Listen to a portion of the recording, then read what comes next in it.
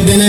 ಶ್ರೀ ಭರತ್ ರಾಜ್ ತಹಶೀಲ್ದಾರ್ ಸೊರಬ ತಾಲೂಕು, ಇವರನ್ನು ಕೂಡ ಕಾರ್ಯಕ್ರಮಕ್ಕೆ ಸ್ವಾಗತಿಸ್ತಾ ಇದ್ದೇನೆ. ಶ್ರೀಮತಿ ವಾಣಿ ತಹಶೀಲ್ದಾರ್ ಅವರು ಶಿಕಾರಿಪುರ ತಾಲೂಕು, ಅವರನ್ನು ಕೂಡ ಕಾರ್ಯಕ್ರಮಕ್ಕೆ ಸ್ವಾಗತಿಸ್ತಾ ಇದ್ದೇನೆ.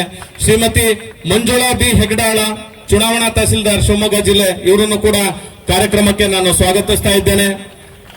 ಮೊಹಮ್ಮದ್ ಆಸಿಫ್ ಅಲಿ ಹಿರಿಯ ಉಪಾಧ್ಯಕ್ಷರು, ಶ್ರೀ ಹರೀಶ್ ಡಿಪಿ ರಾಜ್ಯ ಉಪಾಧ್ಯಕ್ಷರು, ಶ್ರೀ ರಾಜು ಕನ್ನಾವರ ರಾಜ್ಯ ಖಜಾಂಚಿಗಳು, ಅಕ್ಷತಾ ಬಿ ಶೆಟ್ಟಿ ರಾಜ್ಯ ಮಹಿಳಾ ಉಪಾಧ್ಯಕ್ಷರು, ಕಲಾ ಕೆ ರಾಜ್ಯ ಮಹಿಳಾ ಉಪಾಧ್ಯಕ್ಷರು ಸ್ವಾಗತಿಸ್ತಾ ಇದ್ದೇನೆ. ಈಗ ಪ್ರಾಸ್ತಾವಿಕ ನುಡಿ ಶ್ರೀಯುತ ಯೋಗೇಶ್ ನಾಯ್ಕ ಅವರು ಮಾಡಬೇಕು ಅಂತ ಹೇಳಿ ಕೇಳ್ಕೊಳ್ತಾ ಇದ್ದೇನೆ. ಚಿಕ್ಕ ಊರು, ಒಂದು ಸಣ್ಣ ಗ್ರಾಮದಿಂದ ಎದ್ದು ಬಂದಂತ ಬಹಳ ಅಪರೂಪದ ಯುವಕ, 1.5 ವರ್ಷದಿಂದ ನಮ್ಮೆಲ್ಲರ ಅಧ್ಯಕ್ಷರಾಗಿ ಕೆಲಸವನ್ನು ಮಾಡ್ತಾ ಇದ್ದಾರೆ. ಹೋರಾಟದ ಮೂಲಕವೇ ಬದುಕನ್ನು ಕಟ್ಟಿಕೊಂಡಂತಹ ಅಪರೂಪದ ವ್ಯಕ್ತಿ. ನಮ್ಮೆಲ್ಲರನ್ನು ಕೂಡ ಸದಾಶಯದಿಂದ ನೋಡಬೇಕು ಎನ್ನುವಂತಹ, ಸಮೃದ್ಧ ಕರ್ನಾಟಕವನ್ನು ಕಟ್ಟಬೇಕು ಎನ್ನುವಂತಹ ಆಸಕ್ತಿಯೊಂದಿಗೆ ಇರುವಂತಹ ನಮ್ಮ ಅಧ್ಯಕ್ಷರು ಪ್ರಾಸ್ತಾವಿಕವಾಗಿ ಮಾತನಾಡಬೇಕು ಅಂತ ಹೇಳಿ ನಿಮ್ಮೆಲ್ಲರ ಪರವಾಗಿ ಕೇಳ್ಕೊಳ್ತೇನೆ. ಈಗ ಶ್ರೀಯುತ ಯೋಗೇಶ್ ನಾಯ್ಕ ಅವರು ರಾಜ್ಯಾಧ್ಯಕ್ಷರು ಕರ್ನಾಟಕ, ನಿಮ್ಮೆಲ್ಲರ ಚಪ್ಪಾಳೆ ಮೂಲಕ ಅವರನ್ನ ವೇದಿಕೆಗೆ ಮಾಡ್ಕೊಳ್ತಾರೆ.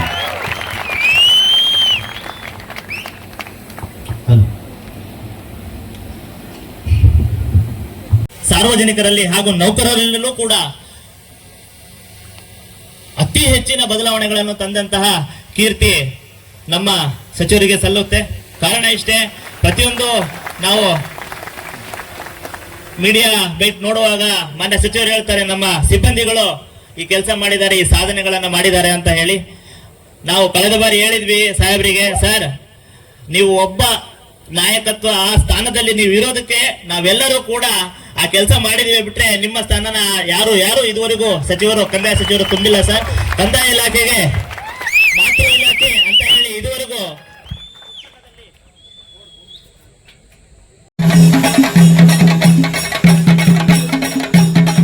ಕಲ್ಪಿಸುವ ನಿಟ್ಟಲ್ಲಿ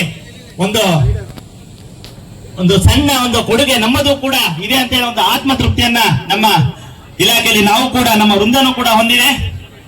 ತಮ್ಮೆಲ್ಲರಲ್ಲೂ ಇದುವರೆಗೂ ಮಾನ್ಯ ಕಂದಾಯ ಸಚಿವರು ಯಾವುದೇ ರೀತಿಯಲ್ಲಿ ಕಂದಾಯ ಇಲಾಖೆಯಲ್ಲಿ ಆಗುವಂತಹ ಲೋಪದೋಷಗಳನ್ನ ತಿದ್ದಿ ಸರಿ ಮಾಡುವಂತಹ ಎಲ್ಲಾ ಕೆಲಸಗಳನ್ನ ಜವಾಬ್ದಾರಿಯುತವಾಗಿ ನಮ್ಮೆಲ್ಲರನ್ನೂ ಕೂಡ ತಿದ್ದುವ ನಿಟ್ಟಿನಲ್ಲಿ ಕೆಲಸ ಮಾಡಿದ್ದಾರೆ. ಹಾಗೆ ಕಂದಾಯ ಇಲಾಖೆ ಹಾಗೂ ಇತರೆ ಇಲಾಖೆಗಳನ್ನು ಒಳಗೊಂಡು ನಾವು ಇದುವರೆಗೂ ಕೂಡ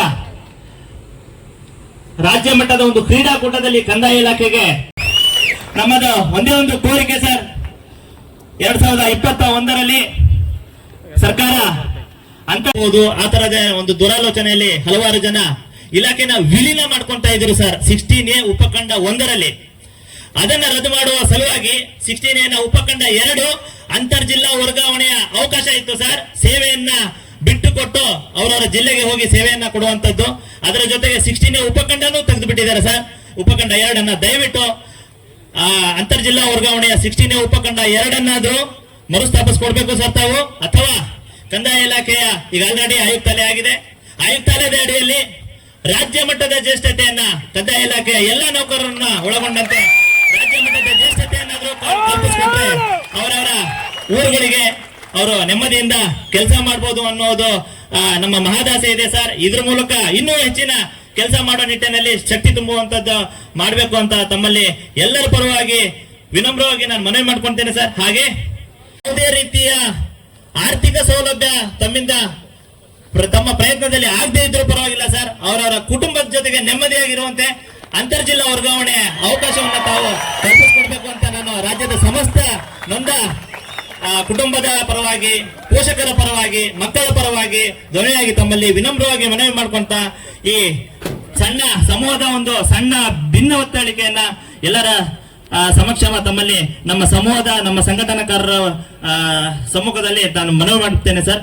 ಈ ಪ್ರಾಸ್ತಾವಿಕ ನುಡಿಯನ್ನ ಯೋಜನೆ ಗುರಿಗಳು ತಲುಪಬೇಕು ಅವ್ರ ಪ್ಲಾನ್ ಅಂತ ಹೇಳಿದ್ರೆ ಅದ್ರಲ್ಲಿ ಬಹಳ ಪ್ರಮುಖ ಪಾತ್ರ ತಮ್ಮದು ವಹಿಸುತ್ತೆ. ತಾವು ಸಾರ್ವಜನಿಕ ಸೇವೆಯಲ್ಲಿ ಬರೀ ರಾಜಕಾರಣಿಗಳದಲ್ಲ, ಕಂದಾಯ ಇಲಾಖೆದು ಬಹಳಷ್ಟು ಮಹತ್ವ ಇದೆ. ಜನಗಳನ್ನ ನಾವು ಹೇಳ್ತಿರ್ತೀವಿ ಅಷ್ಟೊಂದ್ಸರಿ, ಜನಗಳನ್ನ ಅಲಿಸ್ಬೇಡ್ರಿ, ಮಾಡಬೇಡಿ ಅಂತ ಹೇಳಿ. ಆದ್ರೂ ಕೆಲವೊಂದು ಕಾನೂನು ತೊಡಕುಗಳು ತಮಗ್ ಬಂದಿರಬಹುದು. ಅದನ್ನೆಲ್ಲವನ್ನು ಸೈಡಿಗಿಟ್ಟು ತಾವು ಮನುಷ್ಯತ್ವನೂ ಒಂದ್ಸರಿ ಬೆರೆಸ್ಕೊಂಡ್ರೆ ಅದು ತುಂಬಾ ಸುಲಭ ಕಣ್ಣಿಗೆ ಕಾಣುತ್ತೆ ನಿಮ್ಗೆ ಎಲ್ಲ ಕಾನೂನು. ಅದನ್ನ ಮಾಡ್ಬೇಕು ಅಂತ ಹೇಳಿ ನಾನು ಹೇಳಕ್ ಇಷ್ಟಪಡ್ತಾ ಕಲೆ ಇರಬೇಕು, ಸಂಸ್ಕೃತಿ ಇರಬೇಕು, ಕ್ರೀಡೆ ಇರಬೇಕು, ಹವ್ಯಾಸ ಇರಬೇಕು, ಪ್ರಪಂಚವನ್ನ ತಿಳ್ಕೊಳ್ಳೋ ಆಸಕ್ತಿ ಇರಬೇಕು. ಇವೆಲ್ಲ ಇದ್ದಾಗಲೇನೆ ಜೀವನ ಅನ್ನೋದು ಅರ್ಥಪೂರ್ಣವಾಗಿ ನಡೆಸಲಿಕ್ಕೆ ಸಾಧ್ಯ. ಹಾಗಾಗಿ ಆ ರೀತಿಯ ಒಂದು ಪರಿಕಲ್ಪನೆಯನ್ನ ಇಟ್ಕೊಂಡು ಇವತ್ತು ಕ್ರೀಡಾಕೂಟವನ್ನ ಮಾಡಿ ಸುಮಾರು 2200ರಷ್ಟು ಅಧಿಕ ಗ್ರಾಮಾಡಳಿತ ಅಧಿಕಾರಿಗಳು ಸ್ಪರ್ಧೆಗಳಲ್ಲಿ ಒಂದು ಭಾಗವಹಿಸ್ತಾ ಇದ್ದಾರೆ ಅಂತ ಕೇಳಿ ನನಗೆ ಬಹಳ ಸಂತೋಷ ಆಯಿತು. ಆ ಕ್ರೀಡಾ ಮನೋಭಾವ ಇರಬೇಕು. ಸ್ಪಿರಿಟ್ ಅಂತಾರಲ್ಲ, ಸ್ಪೋರ್ಟ್ಸ್ಮನ್ಶಿಪ್ ಅಂತಾರೆ, ಸ್ಪಿರಿಟ್ ಮನೋಭಾವ ಅದು ಇರಬೇಕು, ಬಹಳ ಮುಖ್ಯ. ಸೊ ಹಾಗಾಗಿ ಗೆಲ್ಲೋದು ಬಿಡೋದು ಅದೆಲ್ಲ ಆಮೇಲೆ, ಆದ್ರೆ ಒಂದು ಆ ಜೀವನವನ್ನ ಸಂಭ್ರಮಿಸುವಂತಹ ಮನೋಭಾವ ಇದೆಯಲ್ಲ, ಅದಿದ್ರೆ ನಮ್ಗೆ ಜೀವನದಲ್ಲಿ ಸುಖಕರವಾಗಿ ಬದುಕಲಿಕ್ಕೆ ಸಾಧ್ಯ. ಆ ಒಂದು ಮನೋಭಾವ ಇವತ್ತು ಇಲ್ಲಿ ಕಾಣ್ತಾ ಇರೋದು ಬಹಳ ಸಂತೋಷ. ಜೊತೆಗೆ ಕ್ರೀಡೆ ಯಾಕೆ ಮುಖ್ಯ ಅಂದ್ರೆ, ಇವತ್ತು ಹಿಂದೆ ನಾವೆಲ್ಲ ಚಿಕ್ಕವರಿದ್ದಾಗ ಸಾಂಕ್ರಾಮಿಕ ರೋಗಗಳು ಇರ್ತಾ ಇದ್ವು. ಅಂದ್ರೆ ಕಾಲರಾ, ಮಲೇರಿಯಾ ಇವೆಲ್ಲ ಕಮ್ಯುನಿಕಬಲ್ ಡಿಸೀಸಸ್, ಅಂದ್ರೆ ಒಬ್ಬರಿಂದ ಒಬ್ಬರಿಗೆ ಹರಡುವಂತಾವು. ಈಗ ಅವೆಲ್ಲ 95% ಕಂಟ್ರೋಲ್ಗೆ ಬಂದಿದೆ. ಯಾವ ಮಟ್ಟಕ್ಕೆ ಅಂದ್ರೆ ಸಾಂಕ್ರಾಮಿಕ ರೋಗದ ವಿಭಾಗಗಳನ್ನ ನಾವೇನ್ ಸೃಷ್ಟಿ ಮಾಡಿದ್ವಿ ಸರ್ಕಾರದಲ್ಲಿ, ಅವುಗಳ ಅಂತ ಕರೀತಾರೆ. ಇದರಲ್ಲಿ diabetes, heart problem, kidney problem, liver problem, lungs problem ಇವೆಲ್ಲ ನಮ್ಗೆ 50% ಹುಟ್ಟಿನಿಂದ ಬಂದ್ರೆ, ಅಂದ್ರೆ ದೈಹಿಕವಾಗಿ ಜೆನೆಟಿಕ್ ಅಂತ ಹೇಳ್ತಾರೆ, ಕಾನ್ಜೆನಿಟಲ್ ಅಂತ ಹೇಳ್ತಾರೆ, ಹುಟ್ಟಿನಿಂದ ಬಂದ್ರೆ ಇನ್ನು 50% ಈ ರೋಗಗಳಿಗೆ ನಮ್ಮ ಜೀವನ ಶೈಲಿನೇ ಕಾರಣ. ಅಂದ್ರೆ ನಮ್ಮ ಹವ್ಯಾಸಗಳು ಕಾರಣ, ಹಾಗೂ ನಮ್ಮ ಊಟ ಆಹಾರ ಕಾರಣ, ವ್ಯಾಯಾಮ ಮಾಡೋದು ಮಾಡದೇ ಇರೋದು ಕಾರಣ. ಸೊ ಇವತ್ತು ಜನಗಳಿಗೆ ಏನಾದ್ರೂ ಆರೋಗ್ಯದ ಬಾಧನೆ ಆಗ್ತಾ ಇದೆ ಅಂದ್ರೆ ಅದು ನಮ್ಮ ಜೀವನ ಶೈಲಿಯಿಂದ ಬರುವಂತ ಕಾಯಿಲೆಗಳಿಂದಾನೇ ಜಾಸ್ತಿ ಆಗ್ತಾ ಇರೋದು. ನಿಮ್ಮ ಅಧ್ಯಕ್ಷರು ಹೇಳ್ತಾ ಇದ್ರು, ನಿಮ್ಮ ಪದಾಧಿಕಾರಿಗಳು, ನಮ್ಗೆ ಅಷ್ಟೇ ಎಕ್ಸರ್ಸೈಸ್ ಮಾಡೋದನ್ನ ಅಭ್ಯಾಸ ಮಾಡ್ಕೊಳ್ಳಿ. ನಿಮ್ಮ ಆರೋಗ್ಯಕ್ಕೆ ಒಳ್ಳೇದು. ಯಾಕಂದ್ರೆ ನಿಮ್ಮ ಆರೋಗ್ಯ ಇಂಪಾರ್ಟೆಂಟ್.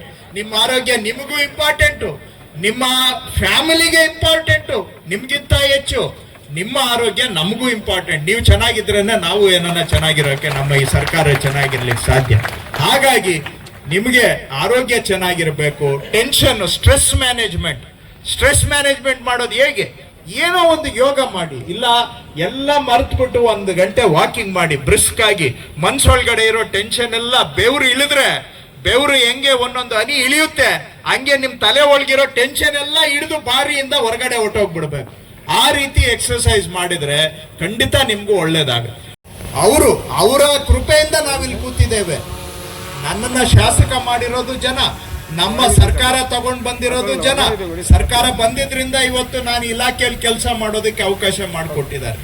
ನಿಮಗೂ ಅಷ್ಟೇ. ಸರ್ಕಾರದಲ್ಲಿ ನಾವು ಹುದ್ದೆ ಯಾರಿಗಾಗಿ ಕ್ರಿಯೇಟ್ ಮಾಡಿದ್ದೇವೆ? ಜನಗಳಿಗಾಗಿ. ಆ ಹುದ್ದೆ ನಿಮ್ಗೆ ಕೊಡುವಂತ ಸಂಬಳ, ಭತ್ಯ ಎಲ್ಲಿಂದ ಬರುತ್ತೆ? ಜನ ಕಟ್ಟೋ ತೆರಿಗೆ ದುಡ್ಡಲ್ಲಿ. ನೀವು ಇರೋದು ಜನಗಳಿಗಾಗಿ. ಸೊ ನಾನು ಯಾವತ್ತೂ ಅಷ್ಟೇ ಜನಗಳ ಕೆಲಸ ಮಾಡಬೇಕು ಅಂತ ನಾನು ತಮ್ಮಲ್ಲಿ ತಾಕೀತು ಮಾಡ್ತಾ ಬಂದಿದ್ದೇನೆ. ಅದನ್ನ ನಾವು ಸಾಕಷ್ಟು ಎಲ್ಲೆಲ್ಲಿ ಸಮಸ್ಯೆಗಳು ಇದ್ದುವು ಅನ್ನೋದನ್ನ ಹುಡುಕಿ ಅವುಗಳಿಗೆ ಪರಿಹಾರ ಕ್ರಮಗಳನ್ನು ಕೂಡ ಕೈಗೊಂಡಿದ್ದೇವೆ. ನಾನು 100 ಬಾರಿ ಹೇಳಿದ್ದೇನೆ, ಏನೋ ನಾವು ಎಲ್ಲ ಕೆಲಸನೂ ಮಾಡಕ್ಕಾಗಿಲ್ಲ, ನಾನು ಮೊದಲಿಗೆ ಅದನ್ನು ಒಪ್ಕೊಳ್ಳೋದಕ್ಕೆ. ಆದ್ರೆ ಅಷ್ಟೋ ಇಷ್ಟೋ ಕೆಲಸ ಆಗಿದೆ ಅಂದ್ರೆ ನಮ್ಮ ಇಲಾಖೆಯ ಎಲ್ಲಾ ಸಿಬ್ಬಂದಿಗಳ ಸಹಕಾರದಿಂದ ಆ ಕೆಲಸ ಆಗಿದೆ ಅನ್ನೋದನ್ನ ನಾನು ಗಟ್ಟಿಯಾಗಿ ಹೇಳಲಿಕ್ಕೆ ಬಯಸ್ತೇನೆ. ತೇಪೆ ಹಾಕಕ್ಕೂ ಹೋಗಲ್ಲ. ನಾವ್ ಹೇಳಿದ್ದನ್ನ ಎಲ್ಲಾರು ಮಾಡ್ತಾ ಇದ್ದಾರೆ. ಎಲ್ಲಾರು 100ಕ್ಕೆ 100 ಪರ್ಫೆಕ್ಟ್ ಇಲ್ಲ. ಕೈ ಹೆಂಗೆ 5 ಬೆರಳು ಸಮಾನ ಇಲ್ವೋ ಹಂಗೆ ನಮ್ಮಲ್ಲಿ ಒಳ್ಳೆಯವರು ಇದ್ದಾರೆ, ಸಾಧಾರಣರು ಇದ್ದಾರೆ, ಕೆಟ್ಟವರು ಇದ್ದಾರೆ.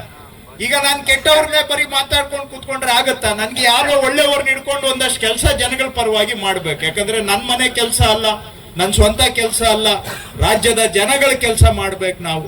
ಹಾಗಾಗಿ ಒಟ್ಟಾರೆ ನಾವು ಎಲ್ಲಾನು ಸಮಗ್ರವಾಗಿ ಮಾತಾಡೋದಾದ್ರೆ ಅದು ವಿಲೇಜ್ ಅಕೌಂಟೆಂಟ್ಸ್ ಇಂದ ಶುರುವಾಗಿ, ಗ್ರಾಮ ಸೇವಕರಿಂದ ಶುರುವಾಗಿ, ನಮ್ಮ ಅದು ತಹಶೀಲ್ದಾರ್ಸ್ ಆಗ್ಲಿ, ಸರ್ವೆ ಡಿಪಾರ್ಟ್ಮೆಂಟ್, AC ಎಲ್ಲಾ ಸಿಬ್ಬಂದಿಗಳ ಹಿಡಿದು ನಮ್ಮ ACS ವರೆಗೆ ನಾವೆಲ್ಲರೂ ಒಂದು ಟೀಮ್ ಆಗಿ ಕೆಲಸ ಮಾಡಿದ್ರಿಂದ ಏನೋ ಒಂದಷ್ಟು ಕೆಲಸ ಮಾಡ್ಲಿಕ್ಕೆ, ಜನಕ್ಕೆ ಅನುಕೂಲ ಮಾಡ್ಲಿಕ್ಕೆ ಸಾಧ್ಯ ಆಗಿದೆ. ಮಾಡ್ತೇವೆ ಅಂತಕ್ಕಂಥ ಮಾತನ್ನ ಹೇಳ್ತಾ ಇವತ್ತು ಕಂದಾಯ ಇಲಾಖೆ ಖಂಡಿತ ಬದಲಾವಣೆಯ ಪ್ರಯತ್ನ ಅಂತೂ ನಾವು ಮಾಡ್ತಾ ಇದ್ದೇವೆ. ಜನಗಳಿಗೆ ಒಂದಷ್ಟು ಕೆಲಸ ಮಾಡಿಕೊಡೋ ಒಂದು ಪ್ರಯತ್ನ ಅಂತೂ ನಾವು ಮಾಡ್ತಾ ಇದ್ದೇವೆ. ಆಗ್ಲೇ ಹೇಳ್ದಂಗೆ ಎಷ್ಟು ಮಾಡಿದ್ರು ಇನ್ನೂ ಮಾಡೋದು ತುಂಬಾ ಇರುತ್ತೆ. ಆದ್ರೆ ಇದರಲ್ಲಿ ಏನಾದ್ರೂ ನಾವು ಇನ್ನೊಂದಷ್ಟು ಸಾಧನೆ ಮಾಡಬೇಕಾದ್ರೆ ನಿಮ್ಮೆಲ್ಲರ ಸಹಕಾರ ಇದ್ರೆ ಮಾತ್ರ ಅದನ್ನ ಮಾಡ್ಲಿಕ್ಕೆ ಸಾಧ್ಯ. ಸಹಕಾರ ಸುಮಾರು ಜನ ಮಾಡ್ತಾ ಇದ್ದಾರೆ, ಕೆಲವರು ಮಾಡದೇ ಇರೋರು ಇದ್ದಾರೆ. ಕೆಲವ್ರಿಗೆ ಅಭ್ಯಾಸ ಅಷ್ಟು ಗಿಡವಾಗಿ ಬಗ್ಗದ್ದು ಮರವಾಗಿ ಬಗ್ಗೀತೆ ಅನ್ನುವಂತ ಮಾತು ಇದೆ. ಸೊ ಕೆಲವರು ಬದಲಾವಣೆ ಆಗ್ತಾರೆ, ಕೆಲವರು ಬದಲಾವಣೆ ಆಗದೆ ಇರೋರು ಕೂಡ ಇರ್ತಾರೆ. ಆದ್ರೆ ಏನೋ ಒಂದು ನಿಮ್ಮೆಲ್ಲರ ಒಟ್ಟು ಸಮಗ್ರ ಸಹಕಾರ ಇದರಲ್ಲಿ ಬಹಳ ಮುಖ್ಯ. ಹಾಗೇನೆ ಈಗ ಲಾಸ್ಟ್ ಇಯರ್ ವೇಕೆನ್ಸೀಸ್ ತುಂಬಾ ಇತ್ತು ಅಂತ ಕಂಪ್ಲೇಂಟ್ ಬಂದಾಗ 1,000 village accountant at A time recruitment ಮಾಡಿದ್ವಿ. 1,000 ವಿಲೇಜ್ ಅಕೌಂಟೆಂಟ್ ಅಪಾಯಿಂಟ್ ಮಾಡಿದ್ವಿ. 5,60,000 ಅರ್ಜಿ ಬಂತು. 5,60,000 ಅರ್ಜಿ 1,000 ಪೋಸ್ಟಿಗೆ. ಯಾರಾದ್ರೂ ಒಬ್ಬರು ರಾಜ್ಯದಲ್ಲಿ ಏನಾದ್ರೂ ಒಂದು ಕಂಪ್ಲೇಂಟ್ ಹೇಳಿದ್ದಾರೆ? 5,60,000 ಜನ 1,000 ಪೋಸ್ಟ್ ಕಾಂಪಿಟೇಷನ್ ಆಯ್ತು, ಆದ್ರೆ ಒಬ್ಬರದು ಒಂದು ಕಂಪ್ಲೇಂಟ್ ಇಲ್ಲ ಎಲ್ಲೂ ಕೂಡ. ಬಂದು ಕೇಳಿದ್ದೀರಾ ನೀವಿಲ್ಲಾದ್ರೂ? ಯಾರಾದ್ರು ಕೇಳಿದ್ದೀರಾ? 1,000 ಜನ ವಿಲೇಜ್ ಅಕೌಂಟೆಂಟ್ ಅಪಾಯಿಂಟ್ಮೆಂಟ್ ಮಾಡಿದ್ವಿ. ಯಾರಾದ್ರೂ ಒಬ್ಬರ ಮನೆ ಬಾಗಿಲ್ಗೆ ಹೋಗಿ ಯಾರಾದ್ರೂ ಸಲಾ ಹೊಡೆದಿದ್ದೀರಾ ನನ್ಗೆ ಕೆಲಸ ಕೊಡಿಸಿ ಅಂತ? ಯಾರಾದ್ರೂ ಹೊಸದಾಗಿ ರಿಕ್ರೂಟ್ಮೆಂಟ್ ಆದವ್ರು ಇದ್ರೆ ಕೈ ಎತ್ತಿ. ಸ್ವಲ್ಪ ಹೊಸದಾಗಿ ಆದವರು ಒಂದಷ್ಟು ಜನ ಇದ್ದೀರಾ. ಯಾರಿಗಾದ್ರೂ ಒಬ್ಬರ ಮನೆ ಬಾಗಿಲ್ಗೆ ಹೋಗಿ ಸಲಾ ಹೊಡೆದಿದ್ದೀರಾ ನಿಮ್ ಕೆಲ್ಸಕ್ಕೆ? ಒಬ್ಬರಿಗೆ ₹1 ಕೊಟ್ಟಿದ್ವಿ, 1 ಪೈಸಾ ಯಾರಿಗಾದ್ರೂ ನಿಮ್ಗೆ ಖರ್ಚು ಮಾಡ್ಬೇಕಾಗ್ ಬಂತೆ ಇದ್ರೆ ಹೇಳಿ, ಪರವಾಗಿಲ್ಲ, ನಿಮ್ಗೆ ಸ್ವಾತಂತ್ರ್ಯ ಇದೆ. ಸುಮ್ನೆ ನನ್ ಮುಖ ಸ್ತುತಿಗೆ ಅಥವಾ ನಿಮ್ ಬಾಯಲ್ಲಿ ತುರುಗಿಸಿ ಮಾತಾಡ್ತಾ ಇದ್ದೀನಿ ಅಂತ ಹೇಳ್ಬೇಡಿ. ಏನಾದ್ರೂ ಒಂದು ಅಕ್ರಮದ ದೂರು ಎಲ್ಲಾದ್ರೂ ಕೇಳ್ಪಟ್ಟಿದ್ದೀರಾ? ₹1 ಯಾರಿಗಾದ್ರೂ ಕೊಡುವಂತ ಅವಶ್ಯಕತೆ ಬಂತ? 5,60,000 ಜನ ಅರ್ಜಿ ಹಾಕಿದ್ರು. ನನ್ನ ಮಂತ್ರಿ, ಕಂದಾಯ ಮಂತ್ರಿ ಮನೆಗೆ ಬಂದವರು ಎಷ್ಟಪ್ಪ ನನ್ಗೆ ಸಹಾಯ ಮಾಡಿ ಅಂದ್ರೆ 7-8 ಜನ ಬಂದಿದ್ರು ಅಷ್ಟೇ. ಯಾಕೆಂದ್ರೆ ಪಾರದರ್ಶಕವಾಗಿ ಮಾಡಿದ ವ್ಯವಸ್ಥೆ ಮೇಲೆ ಜನ ನಂಬಿಕೆ ಇಟ್ಟಾಗ ಕಂದಾಯ ಮಂತ್ರಿಗೂ ಬಂದು ಕೇಳಲಿಲ್ಲ. ನನ್ನ ಮನೆಗೆ ಬಂದವರು ಬರೀ ಒಂದು 7-8 ಜನ ಬಂದಿದ್ರು, ಸರ್ ಏನಾದ್ರೂ ಸಹಾಯ ಮಾಡಿ ಸರ್ ಅಂತ. ಇಲ್ಲ ಬೇರೆ ಏನಾನ ಸಿಸ್ಟಮ್ ಇದ್ದಿದ್ರೆ 5,60,000 ಜನನು ನಮ್ಮ ಮನೆ ಹತ್ರ ಇರ್ಬೇಕಾಗಿತ್ತು. ಹೌದಾ ಇಲ್ವೋ? ಹಂಗೆ ನಮ್ಮ ಮನೆಗೂ ಬಂದಿಲ್ಲ. ಯಾರ ಮನೆಗೆ ಬೇರೆಯವರು ಏನೋ ಹೋಗಿ ಸುಮ್ನೆ ನಿಮ್ ತಂದೆ ತಾಯಿ ಒತ್ತಡಕ್ಕೆ ಲೋಕಲ್ MLA ಗೆ ಹೋಗಿ ಒಂದ್ ಮಾತು ಹೇಳಿ ಅಂತ ಹೇಳಿಸಿರ್ಬೋದು. ಆದ್ರೆ ಅದು ಯಾವುದು ಕೂಡ ಇದರಲ್ಲಿ ಯಾವುದು ಅವಕಾಶ ಇಲ್ಲದೆ ಪಾರದರ್ಶಕವಾಗಿ ಒಬ್ಬರಿಗೆ ₹1 ಖರ್ಚಿಲ್ಲದೆ 1,000 ಜನಕ್ಕೆ ರಿಕ್ರೂಟ್ಮೆಂಟ್ ಮಾಡಿದೆ. ಅದೇ ರೀತಿ ಈಗ ಸರ್ವೇಯರ್ಸ್ದು ಕೂಡ ರಿಕ್ರೂಟ್ಮೆಂಟ್ ಈ ವರ್ಷ ಮಾಡ್ತಾ ಇದ್ದೀವಿ. ಅದು ಅಷ್ಟೇ, ಎಕ್ಸಾಮ್ ಮಾಡಿ merit, reservation, roster, direct list, interview ಇಲ್ಲ, ಏನೂ ಇಲ್ಲ. Exam, roster, direct appointment. ವರ್ಷಗಳಿಂದ ನೋಡಿದಂತ ಸಂದರ್ಭದಲ್ಲಿ ಅವರ ಸಚಿವರು ದಕ್ಷವಾಗಿ, ಪ್ರಾಮಾಣಿಕವಾಗಿ, ಒಂದು ಸುಧಾರಣೆಯ ಭಾಗವಾಗಿ ಯಾರಾದ್ರೂ ಕೂಡ ಕೆಲಸ ಮಾಡ್ತಾ ಇದ್ದಾರೆ ಅಂದ್ರೆ ಅದು ಮೊದಲನೇ ಹೆಸರು ಕೃಷ್ಣ ಬೈರೇಗೌಡರು ಅನ್ನುವಂಥದ್ದನ್ನ ಬಹಳ ಅಭಿಮಾನದಿಂದ ಹೇಳಲಿಕ್ಕೆ ನಾನು ಬಯಸ್ತೇನೆ. ಯಾಕೆ ಈ ಮಾತನ್ನ ಹೇಳ್ತೇನೆ ಅಂತ ಹೇಳಿದ್ರೆ, ಬಹುಶಃ ರೆವಿನ್ಯೂ ಡಿಪಾರ್ಟ್ಮೆಂಟ್ ಅಲ್ಲಿ ಇತ್ತೀಚೆಯಲ್ಲಿ ನಮ್ಮ ಯೋಗೇಶ್ ನಾಯ್ಕ್ ಇವರೆಲ್ಲ ಕೂಡ ಒಂದು ಪ್ರೊಟೆಸ್ಟ್ ಮಾಡಿದ್ರು. ಅದ್ರ ಜೊತೆ ನಮ್ಮ ಕಟಾರಿಯಾ ಸರ್ ಅವರು ನಾವೆಲ್ಲ ಕೂತ್ಕೊಂಡು ಅದನ್ನ ಯಾವ ರೀತಿ ಎಂಡ್ ಮಾಡಬೇಕು ಅನ್ನುವಂತ ಯೋಚನೆ ಮಾಡಿದಾಗ ಬಹುಶಃ ನಾನು ಕೃಷ್ಣ ಬೈರೇಗೌಡರು ಸರ್ ನೆನಪು ಮಾಡ್ಕೊಳ್ಳಿಕ್ಕೆ ಬಯಸ್ತೇನೆ. ಅವ್ರು ಒಂದೇ ಮಾತನ್ನ ನನಗೆ ಹೇಳಿದ್ರು, ಷಡಾಕ್ಷರಿ ಸ್ಟ್ರೈಕ್ ಅನ್ನ ಕಾಲ್ ಆಫ್ ಮಾಡಿ, ನಿಮ್ ಜೊತೆ ನಾವಿದ್ದೇವೆ, ಏನ್ ಸಮಸ್ಯೆ ಬೇಕು ನಾನು ಬಗೆಹರಿಸ್ತೇನೆ ಅನ್ನುವಂತ ಒಂದು ದೊಡ್ಡ ಮಾತನ್ನ ಅವತ್ತು ಹೇಳಿದ್ದಾರೆ. ಇವತ್ತು ನಾನು ಕೂಡ ಮರೀಲಿಕ್ಕೆ ಸಾಧ್ಯ ಇಲ್ಲ. ಅದು ಚೀಫ್ ಸೆಕ್ರೆಟರಿ ಅವ್ರ ಜೊತೆ ಮೀಟಿಂಗ್ ಆಯ್ತು, ಅವ್ರು PS ರವಿ ಅವರು ಕೂಡ ಬಂದಿದ್ರು. ಆ ಸಂದರ್ಭದಲ್ಲಿ ನಿಮ್ಮ ಧ್ವನಿಯಾಗಿ ನಾವು ಕೂಡ ಅವತ್ತು ಸಂದರ್ಭದಲ್ಲಿ ಕೆಲಸವನ್ನು ಮಾಡಿದ್ವಿ. ಬಹುಶಃ ಆ ಸಂದರ್ಭದಲ್ಲಿ ಯೋಗೇಶ್ ನಾಯ್ಕ ಸ್ವಲ್ಪ ಒಂದಿಷ್ಟು ಸ್ಪೀಡ್ ಆಗಿ ಡಿಸಿಷನ್ ಅನ್ನ ತಗೊಂಡ್ರು. ನಾವ್ ಹೇಳಿದ್ವಿ, ಮಾನ್ಯ ಸಚಿವರ ಬಗ್ಗೆ ನಂಬಿಕೆ ಇಡೋಣ, ವಿಶ್ವಾಸ ಇಡೋಣ, ಅವ್ರು ಮಾಡ್ಲಿಲ್ಲ ಅಂತ ಹೇಳಿದ್ರೆ ನಾವು ಮುಂದಿನ ತೀರ್ಮಾನ ಮಾಡೋಣ ಅಂತ ಹೇಳಿದ್ವಿ. ಬಹುಶಃ ಅವ್ರಿಗೆ ಒಂದ್ 2-3 ಸಂಗತಿಗಳನ್ನ ಹೇಳಿದ್ರು. ಲ್ಯಾಪ್ಟಾಪ್ ಕೊಡುವಂತ ವಿಚಾರ ಇರ್ಬೋದು, ಆಫೀಸ್ ಕೊಡುವಂತ ವಿಚಾರ ಇರ್ಬೋದು, ರಿಕ್ರೂಟ್ಮೆಂಟ್ ಮಾಡುವಂತ ವಿಚಾರ ಇರ್ಬೋದು, ಮತ್ತೆ ಇಡೀ ರಾಜ್ಯದಲ್ಲಿ ಸಾರ್ವಜನಿಕರಿಗೆ ನಮ್ಮ ಕಂದಾಯ ಇಲಾಖೆ ಸೇವೆ ತಲುಪಿಸುವಂತ ಕೆಲಸ ಮಾಡ್ತಾ ಇದಾರಲ್ಲ, ಇದು ನಮ್ಮ ಜೀವಮಾನದ ಪುಣ್ಯದ ಕೆಲಸ ಅನ್ನುವಂಥದ್ದನ್ನ ನಾವ್ಯಾರು ಕೂಡ ಮರೀಲಿಕ್ಕೆ ಸಾಧ್ಯ ಇಲ್ಲ. ಹಾಗಾಗಿ ಒಳ್ಳೊಳ್ಳೆಯ ಸುಧಾರಣೆಯ ಕೆಲಸಗಳು ಅವರ ನೇತೃತ್ವದಲ್ಲಿ ಆಗಿದೆ. ಬಹುಶಃ ನಾನು ಕಾರಲ್ಲಿ ಬರ್ತಾ ಅವ್ರು ರಿಟೈರ್ಡ್ ಅಸಿಸ್ಟೆಂಟ್ ಡೈರೆಕ್ಟರ್ ಕಾರಲ್ಲಿ ಬಂದ್ರು, ಸರ್ ಕೃಷ್ಣ ಬೈರೇಗೌಡರು ಬಂದಿದ್ರು, ನಾನು ಬರ್ತೀನಿ ಅಂದ್ರು. ಬಹುಶಃ ಪುಣ್ಯಾತ್ಮರೇ, ನಮ್ಗೆ ಎಷ್ಟು ಅಂದ್ರೆ ₹1 ತಗೊಳ್ಳದೆ ಪ್ರಮೋಷನ್ ಕೊಟ್ಟಂತ ಸಚಿವರು ಅಂದ್ರೆ ಕೃಷ್ಣ ಬೈರೇಗೌಡರು ಅಂದ್ರು, ಅದು ಕೃಷಿ ಇಲಾಖೆನಲ್ಲಿ. ಸೊ ಅಂದ್ರೆ ಒಂದು ಕ್ರಾಂತಿಕಾರಕವಾಗಿರುವಂತ ಹೆಜ್ಜೆ ಗುರುತುಗಳನ್ನ ಆ ಇಲಾಖೆಯಲ್ಲಿ ಬಿಟ್ಟಿದ್ರೆ ನಾವು ಮರೀಲಿಕ್ಕೆ ಸಾಧ್ಯ ಇಲ್ಲ. ಇವತ್ತು ಕಂದಾಯ ಇಲಾಖೆ ಇರ್ಬೋದು, ನಿಮ್ಮ ವಿಲೇಜ್ ಅಡ್ಮಿನಿಸ್ಟ್ರೇಟಿವ್ ಆಫೀಸರ್ ಕ್ಯಾಡರ್ ಅಲ್ಲಿ ಇರ್ಬೋದು, ರೆವಿನ್ಯೂ ಆಫೀಸರ್ ಕ್ಯಾಡರ್ ಅಲ್ಲಿ ಇರ್ಬೋದು, ಸರ್ವೆ ಸೆಟಲ್ಮೆಂಟ್ ಡಿಪಾರ್ಟ್ಮೆಂಟ್ ಅಲ್ಲಿ ಇರ್ಬೋದು. ಈ ಎರಡೂ ಕ್ಯಾಡರ್ಗಳಲ್ಲಿ ಕೂಡ ಇವತ್ತು ನಾವೇನಾದ್ರೂ ಕೂಡ ಒಂದು ಹೆಸರನ್ನ ಗೌರವವನ್ನು ಉಳಿಸ್ಕೊಂಡಿದ್ದೇವೆ ಅಂತ ಹೇಳಿದ್ರೆ ಬಹುಶಃ ಅದರಿಂದ ಒಂದು ಶಕ್ತಿ ಇದೆ ಅಂತ ಹೇಳಿದ್ರೆ ಮಾನ್ಯ ಕೃಷ್ಣ ಬೈರೇಗೌಡರು ಅನ್ನುವಂಥದ್ದನ್ನು ಅಭಿಮಾನದಿಂದ ಹೇಳಲಿಕ್ಕೆ ಬಯಸ್ತೇನೆ. 90%, ಮೇಘನಾ ಚಂದ್ರಶೇಖರ್ ನಾಯ್ಕ 96%, ಖುಷಿ ಮಹಾಂತೇಶ್ ಕೋಣಿನವರ 95%, ವರ್ಷಿಣಿ ಆರ್ 97%.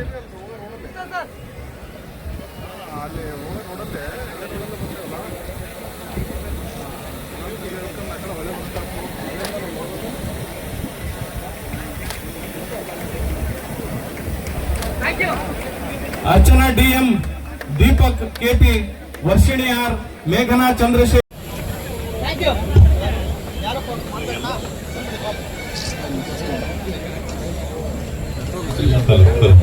ದಯಮಾಡಿ ಎಲ್ಲ ಜಿಲ್ಲಾಧ್ಯಕ್ಷರು 1 ನಿಮಿಷ ವೇದಿಕೆಗೆ ಬಂದ್ಬಿಡಿ. ಮಾನ್ಯ ಸಚಿವರ ಜೊತೆ ಒಂದು ಫೋಟೋ ತಗೊಂಡ್ಬಿಡೋಣ.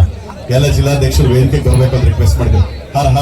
ಹಾರ ಕೊಡಿ ಸ್ಯಾಂಡಿ ಮುಂದ್ಗಡೆ ಬರಬೇಕು ಅಂತ ರಿಕ್ವೆಸ್ಟ್ ಮಾಡ್ತಾ ಇದ್ದೀನಿ. ರಾಜ್ಯ ಪದಾಧಿಕಾರಿಗಳು ಮತ್ತು ಜಿಲ್ಲಾಧ್ಯಕ್ಷರುಗಳು ಎಲ್ಲರೂ ಕೂಡ ವೇದಿಕೆಗೆ ಬರಬೇಕು ಅಂತ ಹೇಳಿ ನಾನು ರಿಕ್ವೆಸ್ಟ್ ಮಾಡ್ತಾ ಇದ್ದೀನಿ sir. Rajkumar sir, Bharat Shetty sir, Ullas, Amaresh Rathod, Vidyavathi Doddamani, Pavitravathi ಇವರೆಲ್ಲರೂ ಕೂಡ ವೇದಿಕೆಗೆ ಬರಬೇಕು. ಮಾನ್ಯ ಸಚಿವರ ಜೊತೆಗೆ ಒಂದು ಫೋಟೋ